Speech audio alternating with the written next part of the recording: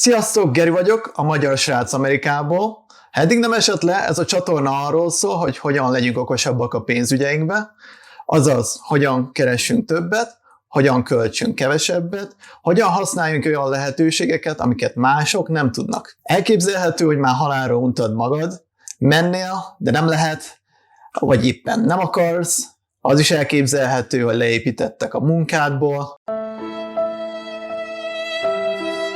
Jó lenne valami a munkanélküli mellé, vagy akár egy kis extra, hogy megvehessd azt a táskát, telefont, vagy autót. Autót? Vagy hogy kiépíts egy vésztartalékot arra az esetre, hogyha valami rossz történik. Na szóval, ha van interneted, De Geri, hogy másképp nézném ezt a videót?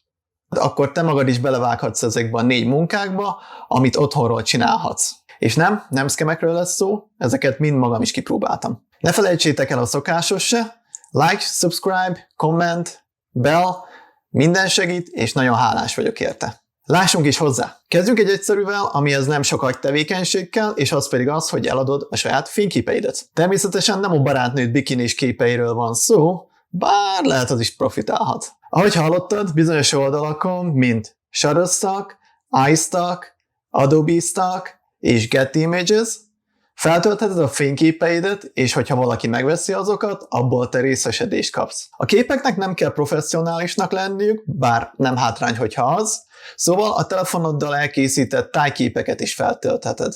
Személy szerint én a Shutterstockról regisztráltam fel, nagyon egyszerű volt, és nagyon hamar átmentek a képek, most már csak várni kell arra, hogy valaki horogra akadjon. A bevétel stock image oldalakon 25 és 50 cent körül mozog, de a Get Image-en akár $100 felett is kereshetsz egy eladott kép után. De természetesen a szabályok, feltételek és feldolgozási idő website-onként változhat. Linkek odalent, sok sikert! De úgy gondolod, hogy hajlandó vagy dolgozni is azért a pénzért, akkor elkezdhetsz websájtokat elemezni. Vagy ha nem akarsz igazán dolgozni, akkor beregisztrálhatsz a Webullra is, átutalhatsz $100, hogy megkapd a 2 ingyen részvényt, ami akár $1400 értékű is lehet, vagy csak simán beregisztrálhatsz Robinhoodra, ahogy megkapd a részvényt, ami akár $250 érhet. Videó itt, link odalent. Do it! Vagy ne, én nem vagyok az apád. Not true. Szóval a website tesztelés.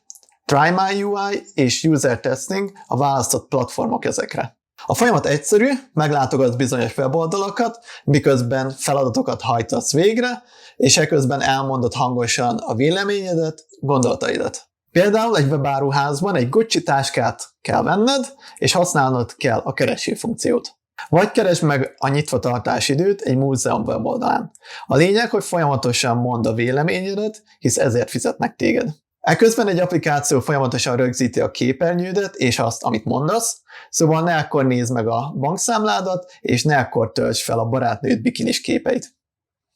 Egy teszt $10 fizet, és kb. 20 percig tart. Természetesen társalgás szintű angol szükséges. Következő a Fiverr. Mit szólnál egy 5-öshöz? Mit szólnál mondjuk dollárba? Fiverr egy olyan website, ahol kis szolgáltatásokat hirdethetsz meg.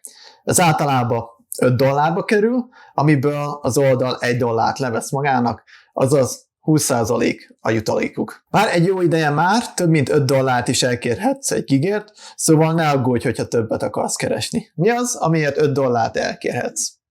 Gyakorlatilag elég sok minden. A fő kategóriák, ahogy látjátok, Graphics and Design, Digital Marketing, Writing and Translation, Video and Animation, Music and Audio, Programming and Tech, Business, Lifestyle.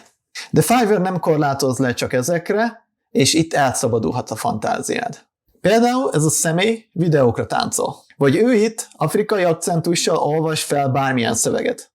Vagy van, aki gitározik. Vagy ez a srác, aki térképeket csinált és keresett egy pár $100. A Fiverr az egy nagyon jó opció volt számomra, amíg rá nem találtam az igazira. A nagy ő, aki mindent megadott nekem. Ő, aki eltartott hosszú éveken át.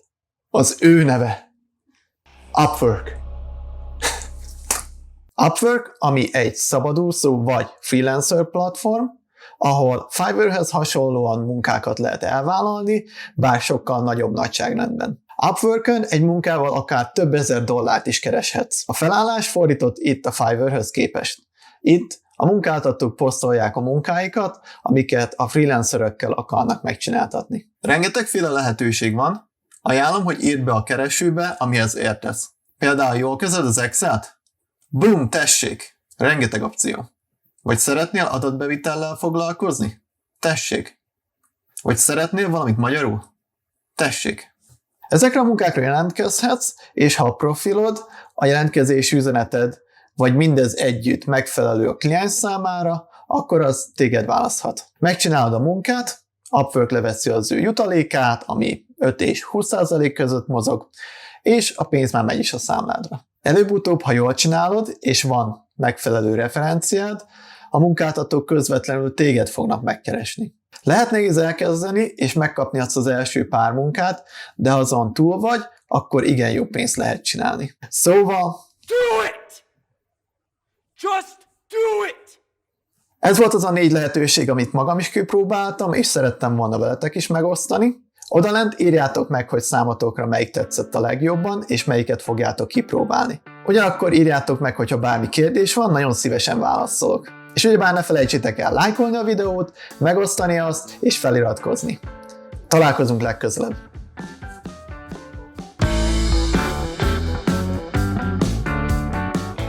Mit szólnál egy 5-öshöz? Mondjuk dollárba.